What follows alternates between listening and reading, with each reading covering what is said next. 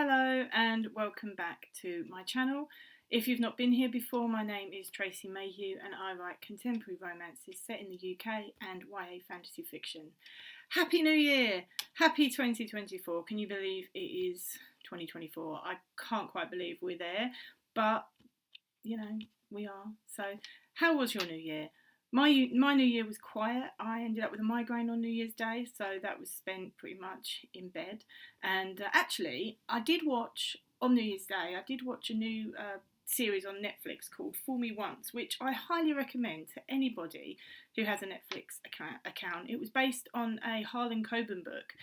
Now, I've not read any of his books, but I have seen The Stranger, and that was really good. So I thought I'd check this one out. And it didn't disappoint. It was really good, edge of your seat stuff. Every episode ended with a bit of a cliffhanger, made you want to keep going. And the characters were all superb. He's got quite a few other series on there, so I'm going to be checking those out in the new year as well. But let me know how your new year was in the comments. If you'd like to share anything about your new year, that would be amazing. So this week's video is going to be all about my 2024 overview for goals and my Q1 goals. But before I get into any of that, I'm going to start with my 2023 reflections, because I've been doing a lot of that over the last couple of weeks as I've been setting my 2024 goals, and I thought, it's good to share what went well and what didn't go quite so well and what I'm changing for the new year. Because there are a couple of changes that I'm going to be either stepping back from or changing completely and just getting rid of. So let's start with the positives, and there was a lot of positives for last year. One of my main things that I was really proud of was that I got 2 books published. So I published The Rising Storm, which is the second book in my Viking Saga trilogy, and I also published towards the end of the year Not Just for Christmas, which is the first book in my Appleford series. Which is a contemporary romance series set in the Cotswolds. I really love that book, and if you've been following me on YouTube, you know how much I love that book. And if you do want to if you've not heard of it or not managed to download it yet, and you want to catch the first chapter, I did do a live reading on release day, so I'll leave the link somewhere up there somewhere for you to go and check out if you so wish to do that. Another big thing that happened last year was that I started this channel. It was something I intended to do at the beginning of last year, but I procrastinated for 7 months and didn't do it until I think the end of July. I think turning 40 had something to do with it. I figured, I've turned 40, I've just got to if I want to do something, I think I've earned the right to go and do it. So I stopped procrastinating and started this channel, and I have to say I haven't looked back. I haven't regretted it. I love this channel. I love making these videos for you guys and bringing you updates of my writing and things like that. And I intend to do that in 2024 and grow this space a little bit more, hopefully. I also won Nano, and to prove it, I even treated myself to the t-shirt. I've been doing Nano for a few years now and I've never won it, so I got a little bit overexcited when I won this year and thought I'd get the t-shirt, and then it's kind of proof, long-term proof that I won. So in winning Nano I wrote 50,000 words, and I'm halfway through now of my second book for the Appleford series, which the title still remains secret. There will be some teasers coming for the cover and the title reveal, which I think will be happening, the official reveal I think will be happening at the start of February. So yeah, keep an eye out for that, because that is coming. What else did I get up to in 2023? So for more personal things, I had some lovely day trips. I got to visit, I did a day trip to Midsummer Murders locations around the Cotswolds, which was great to inspire my writing, because the Appleford series is set in the Cotswolds, but also Midsummer Murders is one of my favourite TV shows, so to see some of those places that I've spent years watching on the telly was really cool. I really enjoyed that. Another day trip I went on was to see the Doc Martin locations around Cornwall, Port Isaac, which is where they filmed, which is the village that they filmed Doc Martin in. So we did a tour, sort of a couple of hours around Port Isaac, seeing Doc Martin's house and all the other characters' houses and places that are well known on the show. So They were really good days. I really enjoyed those. Also had a couple of short breaks, one to the Lake District, one to Tintagel, which I really enjoyed.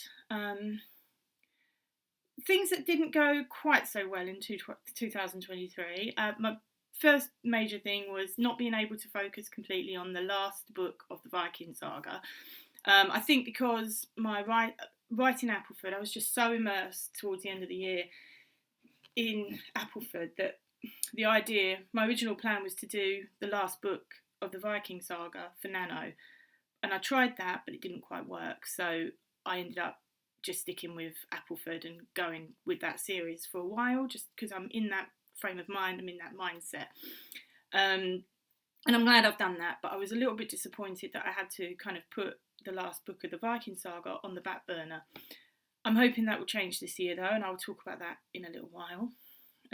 Another thing that didn't quite work out for me was I had grand plans for TikTok, but it turns out I'm not a TikToker, not by a long shot.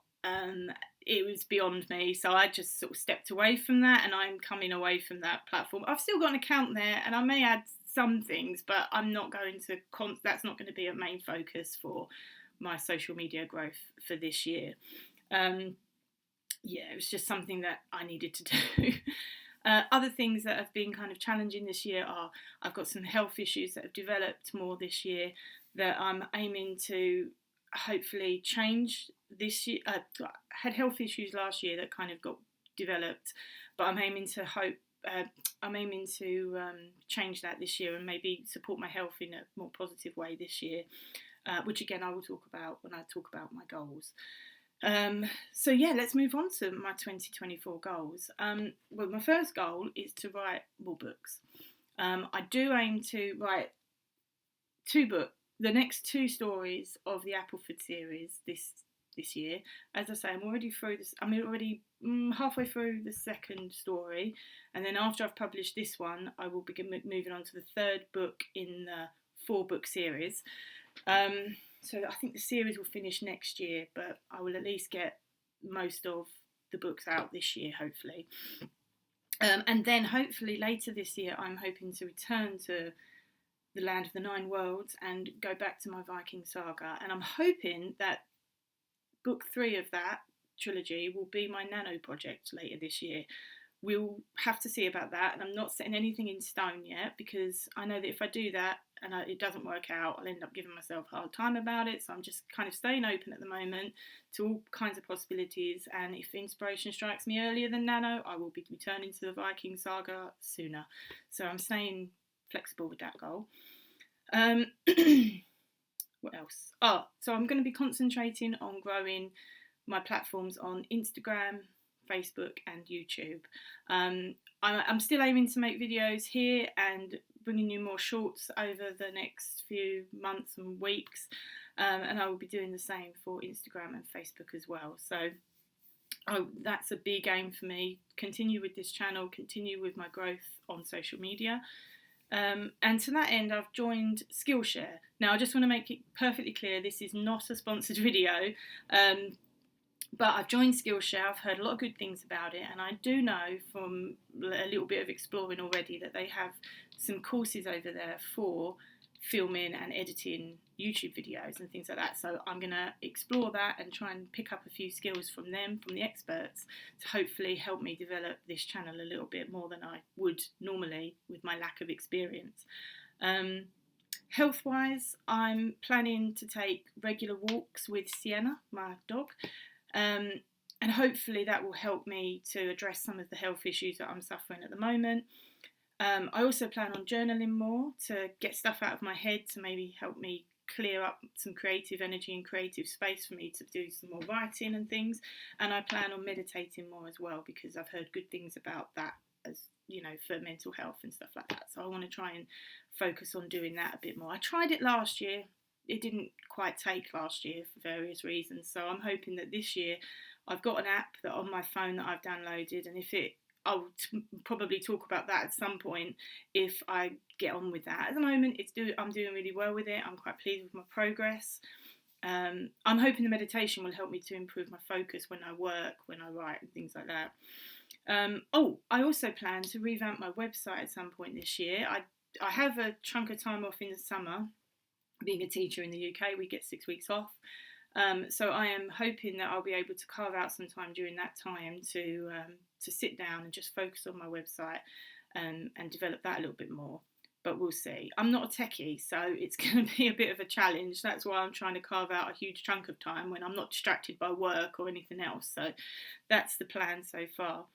I also plan on reading more and keeping track of my reading, and because of that, I've bought this. I've been desperate to show you this book for ages. I bought this October last year, but I intended it to be used this year.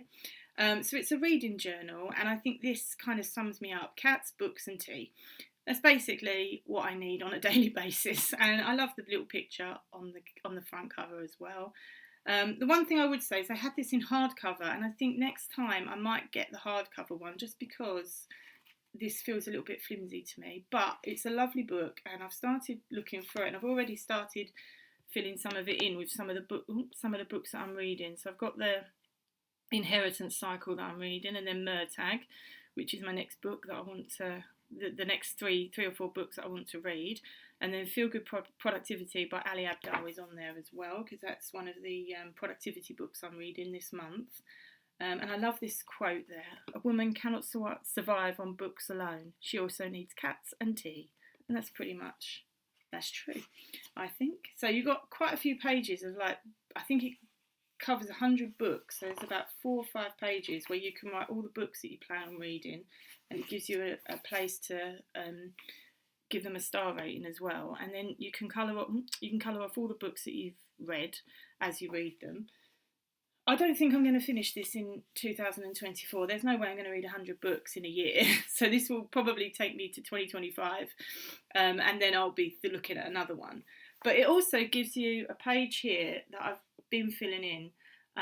It gives you a chance to diversify your reading, because I tend to, I like to read books that I know I'm going to like. So I generally stick to contemporary romance and fantasy books, but I do also like other genres, but I don't always give myself a chance to read them.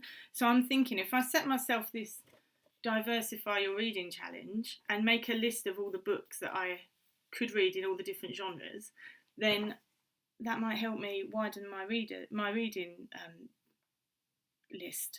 So some of the books that I intend to read this year are Friends, Lovers and the Big Terrible Thing by Matthew Perry.